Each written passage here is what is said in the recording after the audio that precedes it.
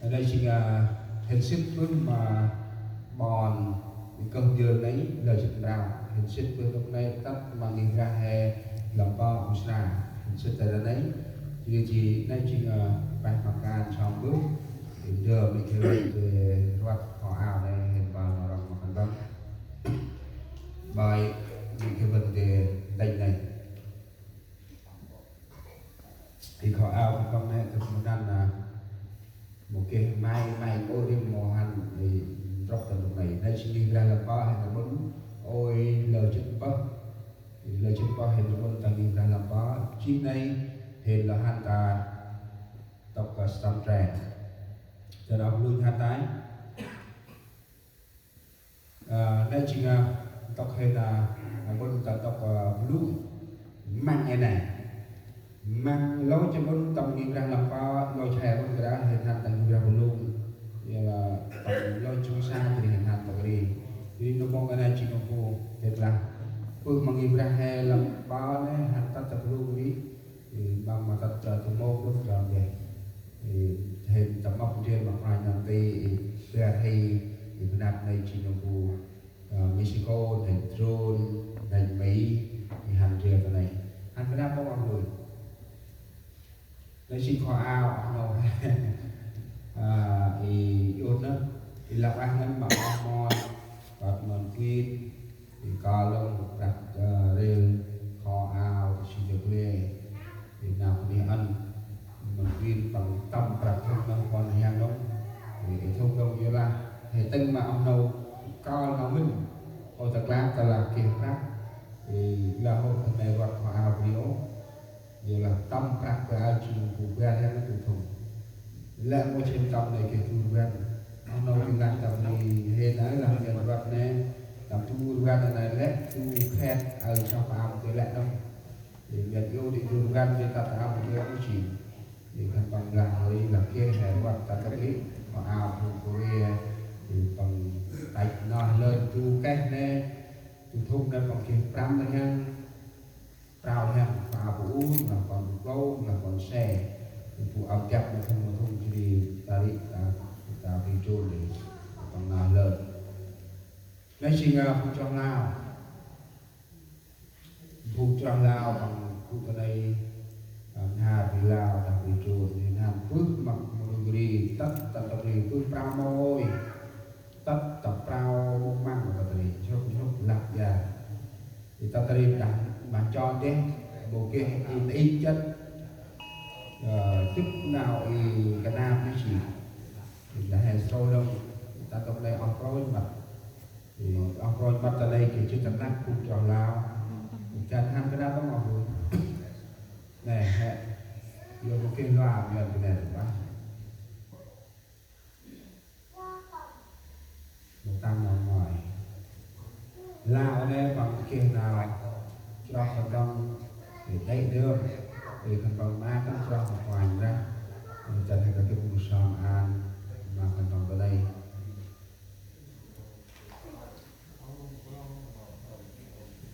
hắn ra bao rồi đây chỉ là nạc xào thôi thì bằng cúp con độc này là ta hè từ một lần của cái lợi mong cũng là một cái lợi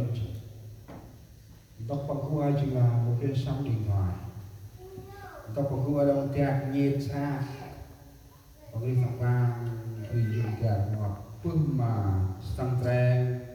tóc bằng khu thì 70 cây số thì là rồi ích mà ngoài đã hè là bằng hai phương mà chơi cái ra về cái số mà kể sống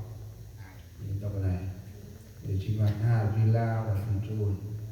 thì là bằng số thì cứ tới đây càng hoành ra đây hình ra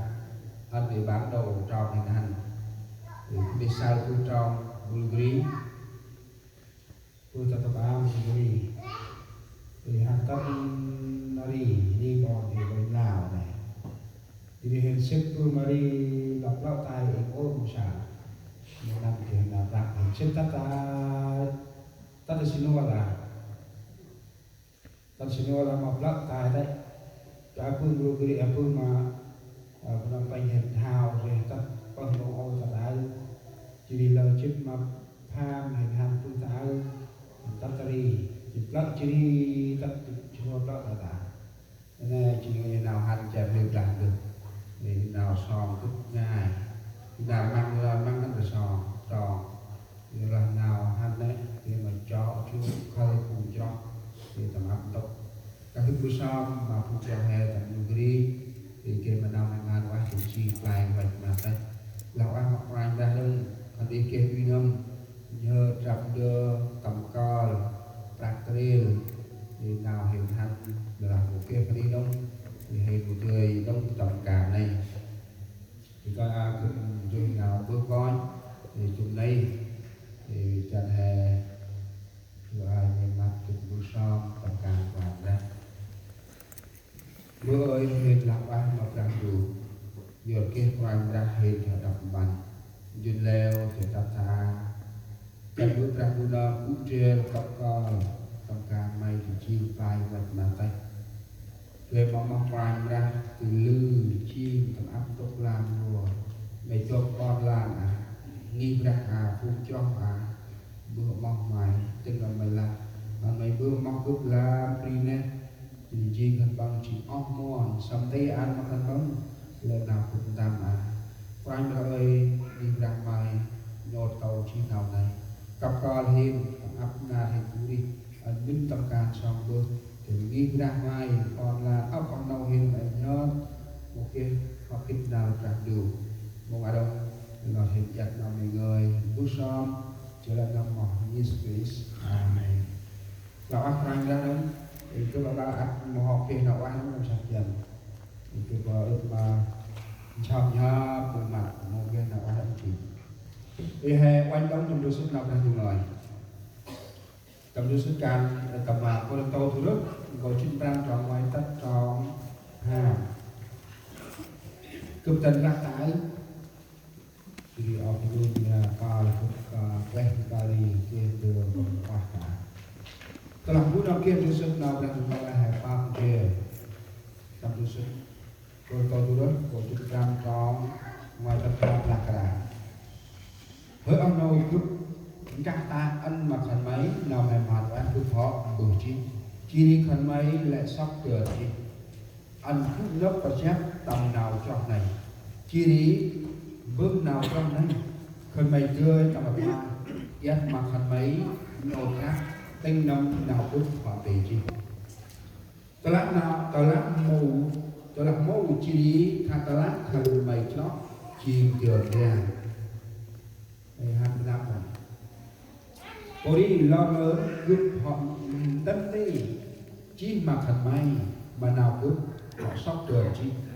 nay chỉ rạng lý khét mà giờ nào có đi phù hè tinh đông nào rằng người chi phù tóc chi bằng tay bè ná bằng lọ từ 12 tinh nào rằng người chi đi bằng tầm bao mà xe pha chi này tầm báo và phụ chích mà ra ở mò dan hai cái đáp này chi này tầm tu tất bằng tầm báo dễ pram mà hiện đi ông nô sai đi ấp của đi tầm nó này at home của đi các bạn thân bằng họ thật chỉ đi tầm bao mà giờ hơi chỉ đi mà lẽ ôn phụ ông mò năm mòn chi đây bà coi này phu này bằng ắt hồn tầm bao xả đông năm phu tiết còn kèo nào thì chân hè tức chế hè đang trọng tàu tầm đôi sức nào ra ngoài từ bộ các con thứ đó của trên trang trọng trên bắc trên trang tả tôi lắp đặt clip một từ clip tai nào không bày cho ắt chiên trường đèn phần mày ắt hôn cú đi cút tâm nào ti phần mày nào ngoài kìa tôi lắp đặt clip một từ clip tai nào cho phần mày chiên trường đèn phần mày ắt hôn cú tâm nào ti harap nào cũng này chồng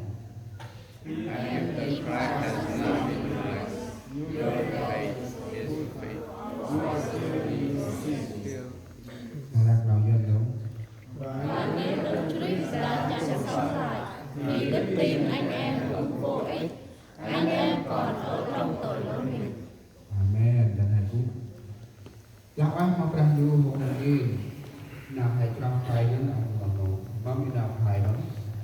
kiên tu về nợm tang an mà he prime spirit đó là prime spirit phần thân đô thân nó nào này mày thì cực cho ra một cái nào phải nào hay tất bao nhiêu rang đu một cái nào phải nào tarun busam một cái nào phải ini hasil nara ibu na inti ada telah berakhir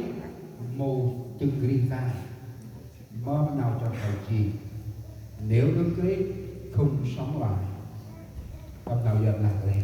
telah berakhir mau cerita nào ngày mai chỉ cứ trong ra chỉ trường kèm riêng là kia ấp phun hay là phun cho thằng anh tôi kia ấp đi nào cho là em mà nào cho hè hay là như là nó chỉ tâm mong ai hay sai tầm áp tốc lam lo tầm áp play đi thần bằng hành tất mà Jerusalem kèm mà quanh gần đây là di tích Chúa Giêsu chết sống lại tan tốc prime spirit khép từ đi chỉ tan tốc prime spirit pasca chỉ tan tốc prime spirit từ nào đây chỉ mình áp tốc làm đi là hành tabon Jerusalem hành quanh này là đi mô kia hay là vậy nhoai opera để kia mà hành quanh tại sao lão ăn mặc ngoài mà tắt này thèm mít là tắt này tắt tóc môi ngoài là tắt tóc bu băng ngoài là hẹp quanh tầm phim này cái nòng tài du phía tay lệ phù chian chè để chian chè tách nhân chỉ phù chian cả câu này chỉ môi cả câu này chỉ tóc yêu vô thà mua áo nu áo nâu hàm a can nít giờ là hay sai quay là spi he bằng mồ hôi khét đỏ bằng là cái gì chỉ biết hay sai là nào cũng khét thế ta làm bạc biết màu từng gì tai mong nào cho hay chị nếu đức ấy không sống lại thì đức tin anh em như thế nào? Hai tâm tư thành cưng ngoài tay telah berakhir mau cerita ciri nào phun hè chót mong bằng chi ai sát quay năm thì bôi bằng phương quang hoa quang nó tập tròn ngoài thì còn tàu thủ lớn của chín trăm tròn ngoài chỉ tròn về nào bằng là cả hơn không có nào cứ các anh mà các ta anh mà thành mày nào hay man ngoài họ mừng chỉ lý khẩn mấy lệ sóc tường chỉ ăn cúp nấp và chép tầm nào trong này dưới hay sát quay làm đi bôi bằng bước nào hay man ngoài ở có ra ngoài nào bằng bước quay làm đi bôi chiều phù quay ra quay bằng chiều ghét mô ốc quay ra quay tầm chức mà ra mòn tu kiên bát quay ra Giêsu. Chúa Giêsu kêu gọi